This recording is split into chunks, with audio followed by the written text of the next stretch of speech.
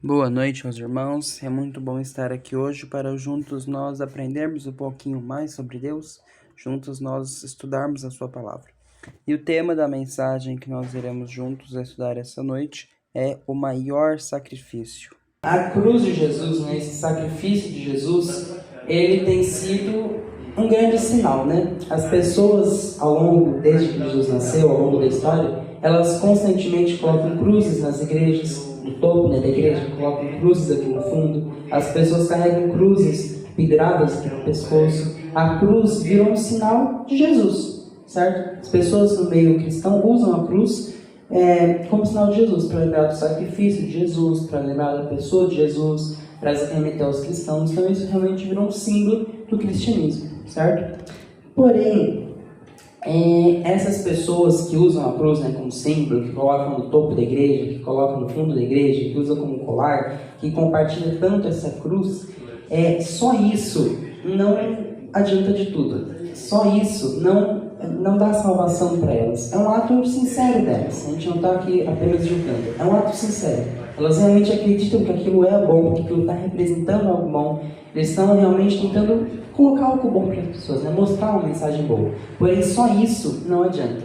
Só carregar um mero objeto, colocar um mero objeto na igreja, não vai mudar as vidas dessas pessoas, né? Tem que só ficar com um símbolo e só ficar com ele, e aquilo não transformar a nossa vida, não vai adiantar de nada, certo? Não adianta nada eu carregar a minha Bíblia na minha mochila, na minha bolsa, o dia inteiro, a semana inteira, se eu não abro ela, se eu deixo ela lá guardada. Não adianta de nada eu ter a Bíblia em casa se eu não abro ela, certo? Então só um símbolo que não muda nada, que não faz nada, não adianta de nada. Então o que nós realmente precisamos é ser transformados pela cruz de Cristo. É realmente olhar para a cruz e mudar a nossa forma de ser. Nossa forma de nos relacionarmos com os outros, também de nos relacionarmos com Deus. Então, se nós não formos transformados pela cruz de Cristo, ela vira só um símbolo que acaba não tendo muita importância. Vou pedir a ajuda dos irmãos agora para lermos juntos os textos de 1 Coríntios, no capítulo 2, verso 2. Quem achar pode ler, por favor. 1 Coríntios 2, 2. Porque nada me propus saber entre vós, senão a Jesus Cristo, e este crucificado. Agora, o verso de Gálatas, no capítulo 6, versos 14 a 16. Gálatas 6, 14 a 16. Mas longe esteja de mim gloriar-me, a não ser na cruz de nosso Senhor Jesus Cristo, pela qual o mundo está crucificado para mim, e eu para o mundo. Porque em Cristo Jesus nem a circuncisão, nem a incircuncisão tem virtude alguma, mas sim o ser uma nova criatura. E a todos quantos andarem conforme esta regra, paz e misericórdia sobre eles e sobre o Israel de Deus.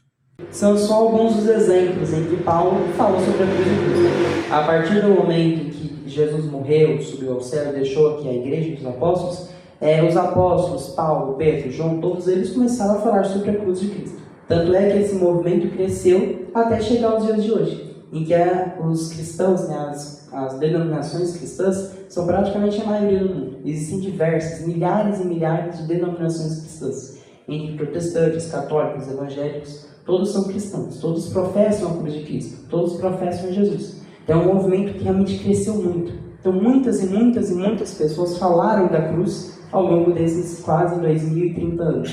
Músicas foram feitas sobre a cruz, livros foram escritos, poesias, mensagens, textos, muito material foi produzido sobre a cruz de Cristo, sobre o sacrifício de Cristo.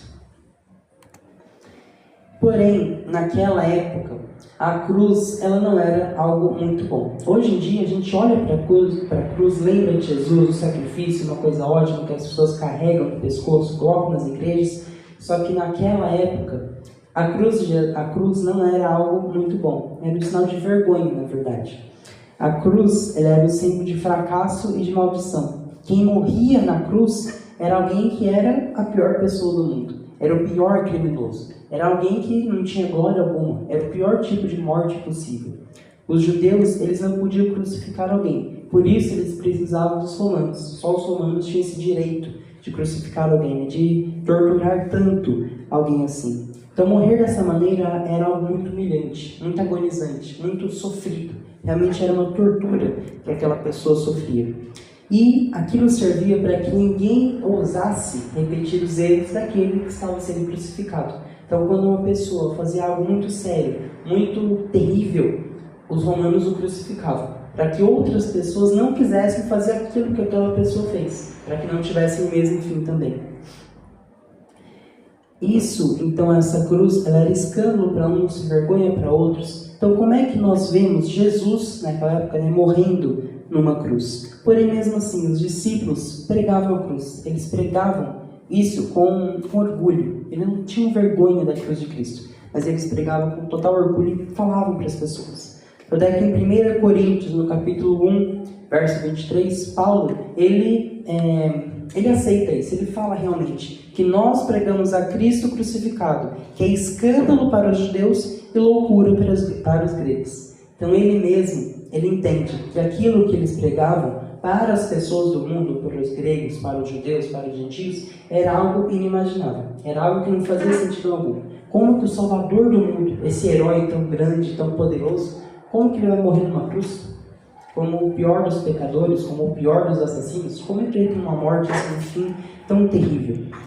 Então, muitas pessoas elas se perguntavam: quem poderia acreditar na promessa do governo libertador feito por alguém que acabou miseravelmente na cruz, como os criminosos, terroristas, traidores? Então essa era a pergunta que pairava na mente do povo. Como que Jesus é Deus se ele teve um fim desse tipo? Ninguém importante morreu numa cruz. Todos que morreram numa cruz eram assassinos, eram ladrões, eram o pior tipo de pessoa. A gente nem enterra eles só joga no lugar porque eles não merecem não merecem nem serem lembrados. Mas Jesus morreu numa cruz. E os discípulos, os apóstolos insistiam em falar: esse Jesus que morreu na cruz, ele é o Salvador do mundo. Ele é o nosso Messias, ele é o nosso libertador, ele veio para nos libertar dos nossos pecados. Ele ressuscitou e ele vai voltar. Então vejam só, a pregação deles naquela época não fazia sentido algum. Se eles não tivessem certeza de verdade daquilo que eles estavam falando, eles iam continuar de forma alguma com aquela pregação deles. Porque não fazia sentido. E o mais interessante é que mesmo não fazendo sentido, mesmo parecendo ilógico acreditar nisso, mas as pessoas acreditaram. E o movimento cresceu e se tornou o que é hoje, como eu já falei. Quando nós olhamos para as pessoas famosas dessa terra, para as pessoas importantes, que tiveram grandes contribuições nessa terra, na nossa história, por que nós nos lembramos delas? Por exemplo, Martin Luther King, Mahatma Gandhi, Ronald Reagan, Winston Churchill, isso foram pessoas importantes. A gente sabe isso, na história foram pessoas ali que desenvolveram um papel importante, tiveram suas participações, mas por que a gente lembra deles? Por que eles foram importantes? Será que é por algo que eles fizeram na vida? Será que foi algum legado que eles deixaram? Será que foi por causa da morte deles? Por que a gente lembra tanto dessas pessoas? E Jesus? Por que nós lembramos de Jesus? Com certeza, o que a gente mais lembra de Jesus é a sua morte. A morte de Jesus foi a morte mais emblemática da história. Na história tiveram várias pessoas que tiveram, sim, mortes emblemáticas. Filósofos que morreram, heróis de guerra. Porém, Jesus teve a morte mais emblemática de todas. Não há honra na morte de uma pessoa. São raros os casos em que uma pessoa é honrada na morte. Mas Jesus não. Ele é a morte que mais causou impacto nesse mundo. É a morte mais emblemática, a morte mais controversa da história do nosso mundo. Tanto é que ele dividiu o nosso período, a nossa contagem de anos em dois. Antes de Cristo e depois de Cristo. Que agora eles estão tentando mudar para antes da Era Comum e depois da Era Comum. Mas, de qualquer forma, mudou ali o tempo, né? Antes de Cristo e depois de Cristo. Como eu disse, livros foram escritos, músicas, poemas, poesias. Então veio um movimento que abalou o mundo realmente. A cruz de Jesus, a morte dele. Porém, por que tem tanta concentração na morte de Jesus? Sendo que ele fez tantas coisas boas na vida dele. Ele curou os doentes, deixou ensinamentos. Ele fez tantas coisas boas na vida dele. Por que a gente concentra tanto na morte? Por que a gente concentra tanto no sacrifício dele? Na dor, na agonia, no pecado? Por quê? Sendo que a gente podia só considerar as coisas boas da vida dele. Qual que é a diferença entre a morte dessas pessoas? A morte do Martin Luther King, do Mahatma Gandhi, do Ronald Reagan e do Winston Churchill para a morte de Jesus. Qual que é a diferença? A diferença é bem clara, né? Jesus, ele era Deus e morreu pelos nossos pecados. Esses outros personagens históricos, eles tiveram suas participações importantes, morreram também, porém, eles também eram pecadores. Eles também erraram, e erraram muito. Eles também fizeram várias coisas erradas e não ressuscitaram. Mas Jesus ressuscitou. Ele era o Deus perfeito que veio aqui e morreu por nós. É por isso que a gente foca tanto na morte de Jesus, porque ela tem um significado. Agora, Jesus foi crucificado por quê? Em primeira parte, porque a minha dívida era caríssima. E eu não estou falando aqui de uma forma gentílica no povo, não, eu estou falando da minha, realmente, porque é algo pessoal. O meu pecado era muito grande. A minha dívida era muito grande. A minha culpa era muito grande. A culpa de vocês era muito grande. Por isso, Jesus tinha que vir aqui e morrer.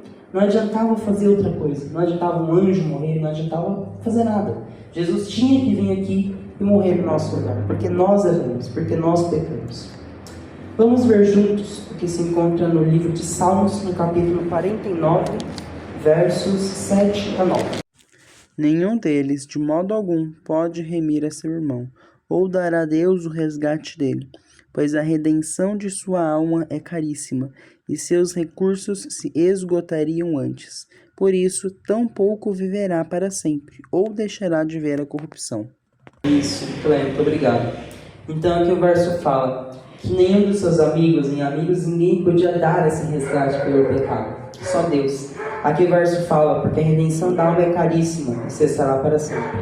Então somente Deus podia realmente pagar essa dívida, pagar, fazer esse sacrifício para que nós pudéssemos ser resgatados. No verso de 1 Coríntios 6:20 agora, diz que o preço que Jesus pagou, ele foi muito alto. Diz, fostes comprados por um bom, alto preço. Glorificai, pois, a Deus no vosso corpo e no vosso espírito, os quais pertencem a Deus. Então, o preço que Jesus pagou no Calvário, na cruz, foi muito grande. Eu coloquei a imagem de tesouros, de moeda, de riqueza. Foi esse o preço que Jesus pagou lá na cruz? Não foi, né? Assim seria fácil. Ele era o dono de tudo, de todo o universo. Era só ele fazer, brotar ouro do nada. Se fosse um valor monetário a ser pago, então era fácil. Inclusive até a gente poderia ser salvo se fosse assim, né? Seria muito fácil. Mas infelizmente, ou felizmente, não foi assim. Não foi esse preço que Jesus pagou. No verso de 1 Pedro, no capítulo 1, versos 18 e 19, diz, sabendo que não foi mediante coisas corruptíveis, como prata ou ouro, que fostes resgatados do vosso fútil procedimento que vossos pais vos legaram, mas pelo precioso sangue, como de cordeiro sem defeito e sem mácula, o sangue de Cristo. É pelo sangue de Cristo que nós podemos ter esperança. É pelo sangue de Cristo que nós somos resgatados, que nós somos curados. É só pelo sangue de Cristo que nós podemos ter esperança. Só por ele que nós somos resgatados. Então veja que não foi algo simples. Muitas vezes a gente ouve tanto, né, que Jesus morreu por mim, que Jesus me salvou, que foi difícil, que ele morreu na cruz, só que a gente não para pensar na profundidade disso. Imagina só, Deus, que era o autor da vida, criador de todo o universo, que criou todos os seres, os animais, as plantas, ele estava ali sangrando na cruz, ele estava morrendo. Como que isso é possível? É algo até contraditório. A fonte da vida, o autor da vida, ele estava morrendo. Ele estava ali sob o domínio da morte. Ele estava sofrendo. Ele estava agonizando. Ele estava gritando de dor. Não estava mais aguentando a dor física e espiritual da separação de Deus. Então, quando nós olhamos para isso, olhamos para esse sacrifício tão grande que Jesus fez por nós, a gente entende que foi por mim. Porque a minha culpa era muito grande. Porque os meus pecados são muito grandes. Porque a gente continua pecando. Os nossos erros que a gente faz todos os dias, é por isso que Jesus morreu por nós. Por isso que ele verteu o seu sangue na cruz. Por isso que ele pagou esse preço tão alto. Se a dívida era tão alta assim como a gente está falando, então nem mesmo a morte de um anjo seria suficiente. Somente o Deus Criador poderia pagar, como a gente já falou bem aqui. No livro História da Redenção, na página 33, Está escrito: expressaram louvor e adoração pela abnegação e pelo sacrifício de Jesus, que deixaria a companhia de seu Pai por uma vida de sofrimento e angústia, e morreria uma morte vergonhosa, a fim de dar a sua vida por outros.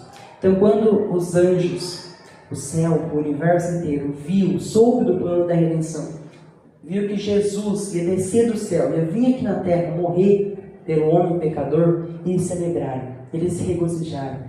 Eles falaram: nossa, que amor incrível é esse, que amor grandioso de Deus. Porém, tem uma parte antes desse texto, uma história antes. Quando eles viram que o homem tinha pecado, que Adão e Eva tinham pecado, que a morte tinha vindo sobre o mundo, que o pecado tinha entrado no mundo, eles mesmos se ofereceram para vir aqui morrer no nosso lugar. Isso está antes desse texto estar falando isso. Que os próprios anjos lançaram suas coroas perante Cristo, imploraram: não vá, por favor. A gente vai lá e morre. Não vá, Senhor, não vá lá e morre por eles. A gente vai, não tem problema.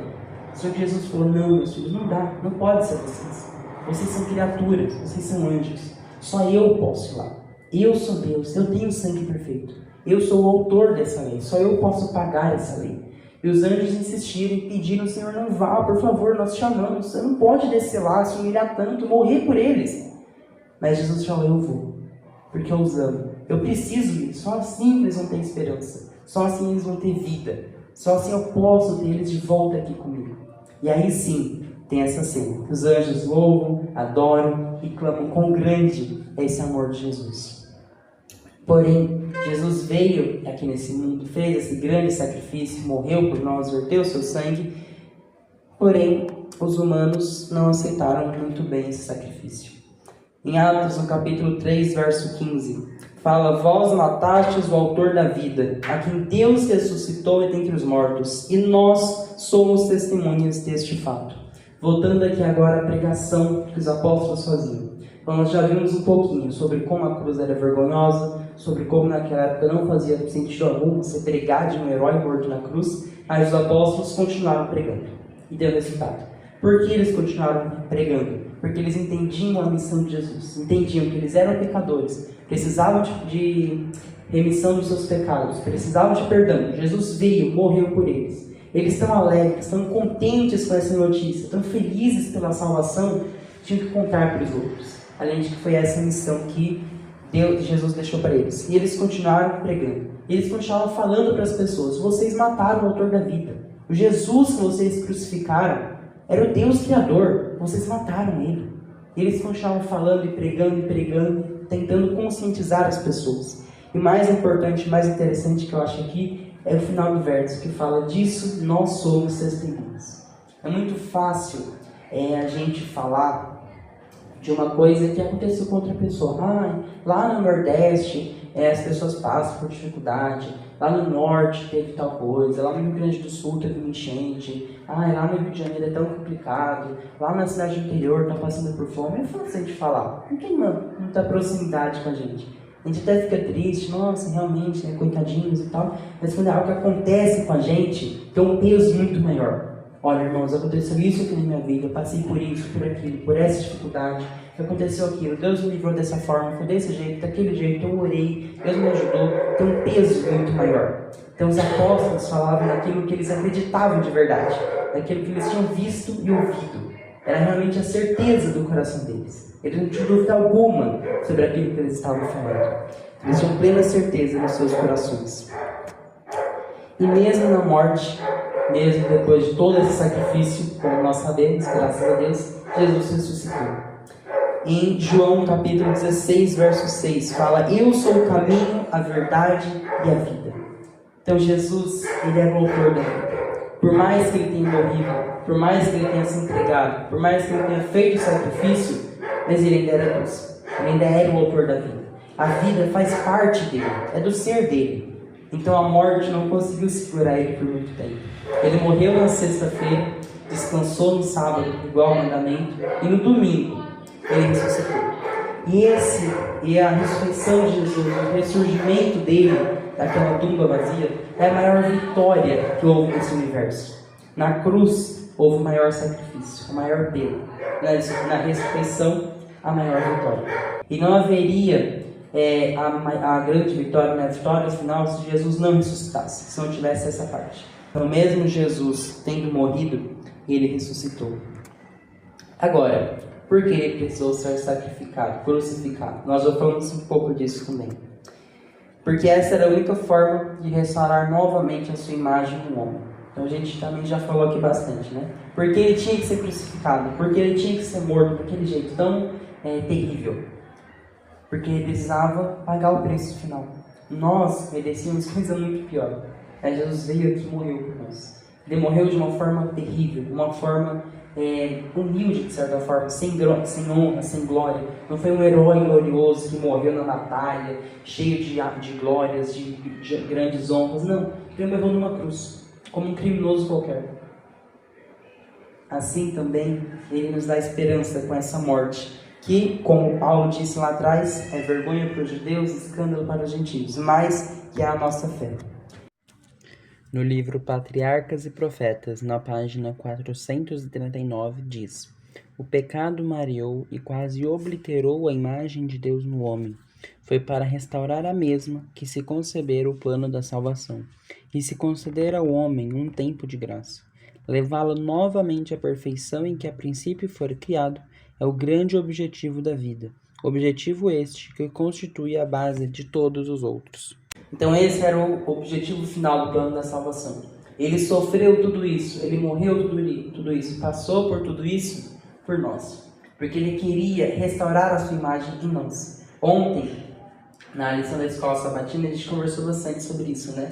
Sobre como a gente vai se distanciando de Deus e a gente vai perdendo a imagem de Deus. A gente vai ficando com menos amor, vai ficando mais cruel, mais agressivo, menos empático, mais ganancioso. A gente começa a ter inveja das pessoas. Então, quanto mais a gente se distancia de Deus, quanto mais pecado há na nossa vida, menos com Deus a gente parece.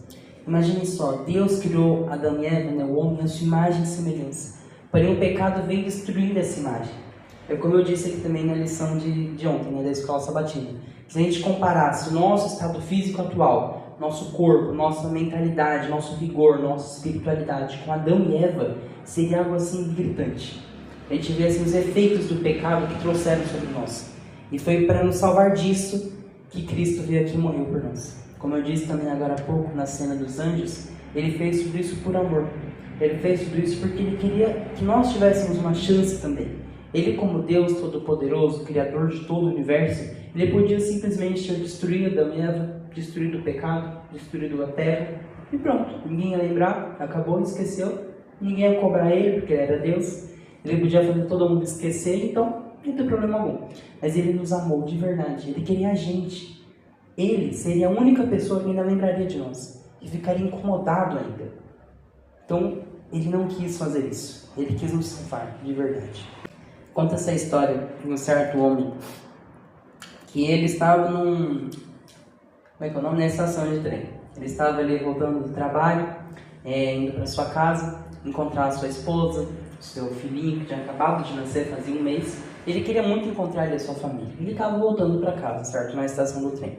Até que ele está andando ali pela passarela, né? Pela plataforma do trem, para esperar o trem chegar. E ele vê uma menininha lá nos trilhos. A menininha está sozinha lá, está brincando, não tem nenhum adulto cuidando. Ele vê, nossa, o trem vai passar por cima dela, vou ajudar ela. Ele desceu lá nos trilhos, pegou ali a menininha, pegou lá nos braços, né, e foi em direção à plataforma para poder salvar a menininha. Porém, ele viu que o trem estava chegando, e o trem estava vindo, estava pitando, estava chegando. E as pessoas que estavam na plataforma começaram a gritar, vem, corre, corre, o trem está chegando. Um detalhe interessante aqui nessa história, tinha pessoas na plataforma que não fizeram nada.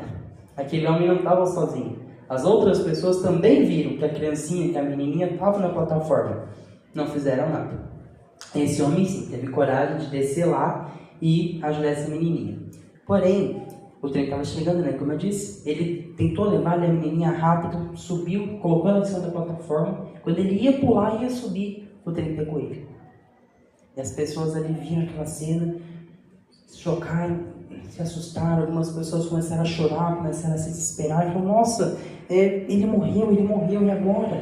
E viram aquela menininha ali tão pequenininha que nem sabia do que estava acontecendo, estava se olhando para os lados, não estava entendendo nada. E falei, nossa, mas e agora? As pessoas ficaram ali pensando, refletindo, tristes, algumas chorando, até que chegou uma mulher gritando, minha filha, menina, cadê você? Aí viu a menininha ali e falou, cadê você? Onde é que você estava? Estou preocupada com você, tô brava com você. E levou a menininha, pegou pelo braço e levou para fora. Então as pessoas que estavam ali ao redor falaram, não, peraí, moça, calma. E sabe o que acabou de acontecer aqui? Eu falei, não, eu nem quero saber também, eu tô com pressa, preciso ir para casa, essa menina fugiu de mim. Eu falei, moça, ali embaixo do trem, o trem passou por cima, tem um homem, que a gente não sabe quem é, não viu nem o rosto direito, mas ele salvou sua filha. Ela estava ali no trilho do trem, ele desceu lá para baixo, salvou sua filha e colocou ela aqui em cima de volta. Ele morreu para salvar sua filha. Então aquela mulher olhou para as pessoas que estavam falando isso para ela, não falou nada, pegou a filha e foi embora, como se nada tivesse acontecido. Triste, né? Essa história causa uma revolta na gente, não é algo que a gente não consegue aceitar de bom grado assim tão fácil. Como que essa mulher foi tão insensível? Como que ela não estava nem aí com a morte do homem? Por que o homem fez isso? Por que as pessoas não ajudaram também? São várias perguntas. Porém, o que a gente aprende dessa história? Que isso é a mesma coisa que as pessoas fazem com a morte de Jesus. Jesus também desceu da plataforma do céu e veio aqui embaixo. Se arriscou por nós. Ele também nos salvou. Ele deu a chance para nós de vida eterna. Porém, Ele mesmo não se salvou. Ele morreu. Ele morreu por nós. Ele morreu pelo meu e pelo seu pecado. E mais grave ainda do que falar que as pessoas, que os pecadores, que o mundo despreza a morte de Deus, despreza a morte de Jesus, eu ouso falar, e para nossa tristeza, mas a gente também despreza a morte de Jesus. A gente também, nas nossas ações do dia a dia, nosso pecado, a gente também despreza a morte de Jesus. A gente também, com os nossos pecados, às vezes a gente fala, Senhor, não foi importante assim, eu não quero a sua salvação, eu quero viver do meu jeito, eu quero fazer o que eu quero, comer o que eu quero, vestir o que eu quero, fazer o que eu quero, quando eu quero, eu não preciso muito da sua salvação agora, eu não quero, você não pode ficar com o Senhor. Isso é triste. Quem mais conhece tem a maior responsabilidade, a gente sabe disso. Então nós, sabendo o sacrifício de Jesus, sabendo do amor que Ele teve por nós, o que nós vamos fazer por isso? O que nós vamos fazer com essa verdade que nós temos? Todos nós estávamos perdidos e Cristo veio aqui e nos salvou. E desde o dia que Ele foi crucificado, constantemente tudo que Ele recebe é desprezo das pessoas. Constantemente as pessoas zombam de Jesus, falam que Ele não existiu, que não tem nada a ver, pelas suas ações, pelo seu modo de viver, elas desprezam o sacrifício de Jesus. E a nossa missão é contar disso para as pessoas, porque algumas realmente não sabem, algumas estão na ignorância. É nosso dever de contar esse amor tão grande de Jesus por elas.